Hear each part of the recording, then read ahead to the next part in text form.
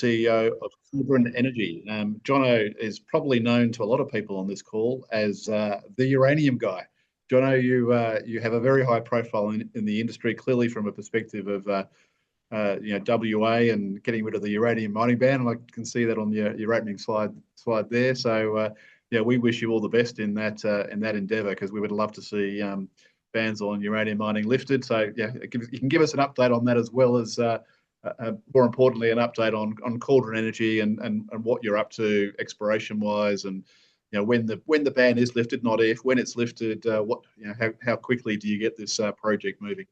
Yeah, thanks, Andrew, and thanks for giving me the opportunity. Can everyone see those slides? We can indeed. Yep, great. Just apologies for the headset. I've had some problems with my normal microphone this morning, so we will make do. There's a usual disclaimer there that everyone can read at their leisure, and I won't go through the macro because I think I've been listening all morning, and I think that macro is pretty much fully baked. I'll talk a little bit about Western Australia. More about the Cauldron project. I'm very pleased to say we've actually mobilised the site for the year in the last few days. Yes, Andrew, we have diesel, although there was a bit of rationing that went on. So we'll have to secure some more. And we've had some good corporate updates as well.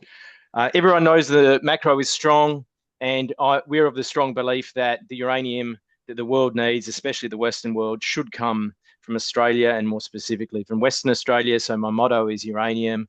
It's good for the planet. It's bloody great for the state of Western Australia. There will be immediate economic benefits to WA upon or leading up to policy change. The most immediate have been obviously an exploration boom. There has been significant under-exploration in Western Australia over the last 2 decades, as there has been in other jurisdictions, and policy change will certainly help that come along. So hopefully the drillers can get some more competence in uranium drilling in WA.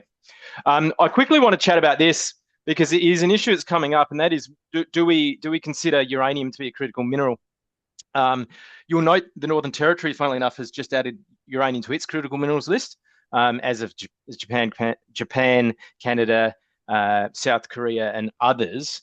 And whilst Australia has not yet done that, that does provide an avenue when we're signing up, and just like today, we signed up a critical minerals deal with the EU, that this definition of whether or not it's a critical mineral could mean that uranium can quite easily slot into some of these new arrangements that have been signed.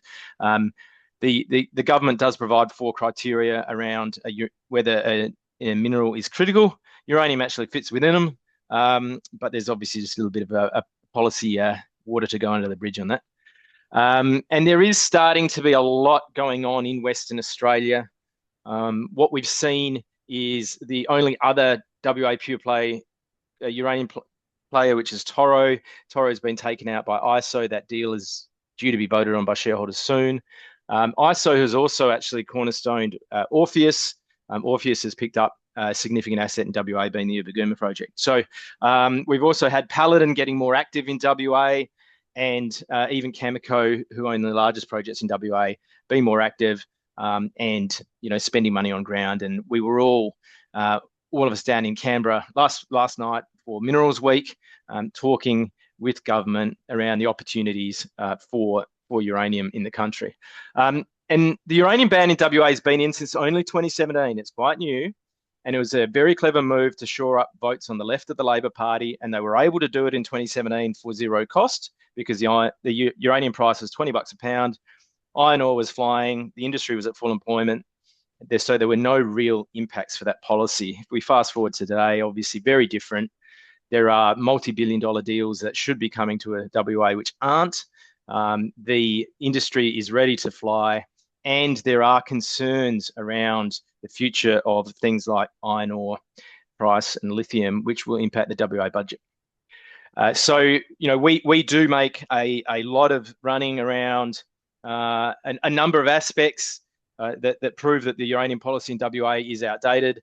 If it's a decarbonisation one, you need to support uranium export from WA. If you believe that WA can do things just as well as South Australia, you need to support the uranium export from WA. And when we look at globally, as is said, we've talked about the macro. One of the biggest risks to nuclear hitting its straps is available uranium supply in the 2030s. So we need to plan now to bring mines online for that period.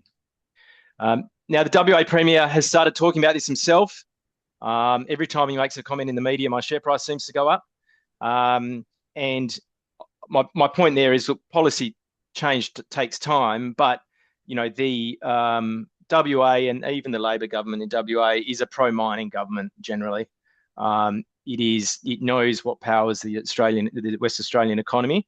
It knows the risks associated with some of those other commodities like iron ore, and we're starting to see positive noises come out of that jurisdiction, including there's been a parliamentary inquiry underway. We've put in a sense of submission. I hope some of your clients have read it. If not, check it out on the website there. And there's also a similar one for the federal government, Northern Australia inquiry going on at the moment. I am also due to give verbal evidence to that shortly. There is also a bill before Parliament to remove the uranium ban in New South Wales. Now, that's been in place for 38 years. And the reason I'm suited up today, Andrew, is not because of you, is because my next meeting's up at New South Wales Parliament House to, again, do more advocacy in relation just to, I just provide the information to some of those members. And there's a real chance that New South Wales could move. And, that's very interesting, not only for New South Wales, but to build pressure again on WA. Queensland, with an LNP government, many think would be the next to move. There is starting to be a little bit of noise again creep into that. I think the government there is hoping that there is a white knight that will come in and guarantee that a project is developed. I mentioned the NT has put uranium on its critical minerals list.